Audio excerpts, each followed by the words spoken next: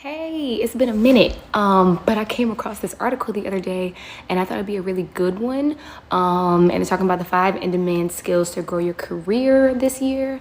And I wanted to give my input as a recruiter and a corporate material girl for the last, better part of a decade. So let's get into it. The first skill they named is digital fluency. So basically your ability to be able to adapt and move from one tool to the next. So you know how to use the Apple suite, the Google suite, Microsoft suite, Teams, Slack, all the different things.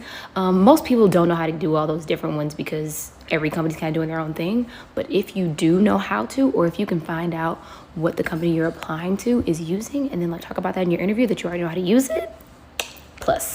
Another one, I cut the title off, but it's problem solving.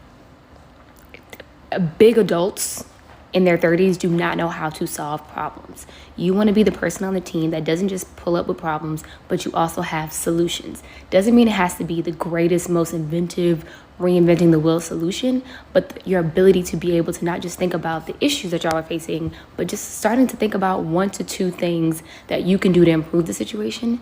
That's what people want to hear about in interviews, especially behavioral based interviews.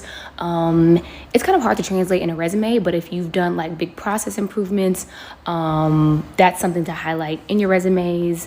If you write cover letters, in your interviews, really highlighting your ability to not just see problems, but also come with proactive solutions. Another one, at people's big age, data analytics. This article actually had some links to different courses and stuff that you can take to learn about this, but your ability to read data, interpret it, and then make decisions based on said data is really, really important. That's why people say on your resumes, you want to make sure you point out your data, your metrics. Most companies, especially these big tech companies, are very, very metrics driven. And so being able to speak to that in interviews is really, really just, you need it. You got to have it.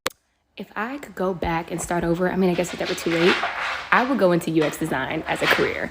It's a super in-demand skill. There are a lot of boot camps, a lot of courses you can take, some free, some very low cost, but this is a booming industry to get into.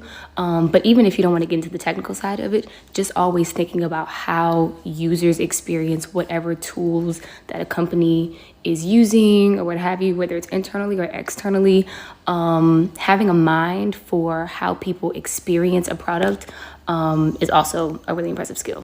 And last one's pretty obvious, active listening. You need to listen more than you speak because you don't know everything. And you want to be able to really deeply listen to your leaders and customers and really understanding their wants and needs. So yeah, I hope that helps somebody. Happy job hunting.